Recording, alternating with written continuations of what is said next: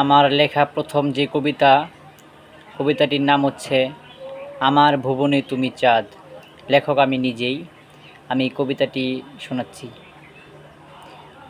আজ স্বপ্নে দেখেছি তোমায় চাঁদ, তুমি কি আমার ওপর করেছো রাগ? যেদিকে তাকাই শুধুই আধার, আমি কি পাবো না আলোর পাহাড়?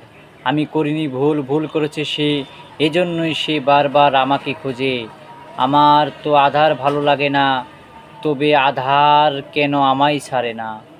আমি তোমাকে দিয়েছি মুক্তি, তবে কি আধারে থাকার করেছি চুক্তি? আমি ভেবে নিয়েছিলাম তোমাকে চাঁদ, তুমি আমার ভাবনায় পেতে বসিয়েছিলে শিকারের ফাঁদ। আমি বারবার বলেছি সত্যের মুক্তি, তুমি আমাকে দিয়েছ মিথ্যার যুক্তি।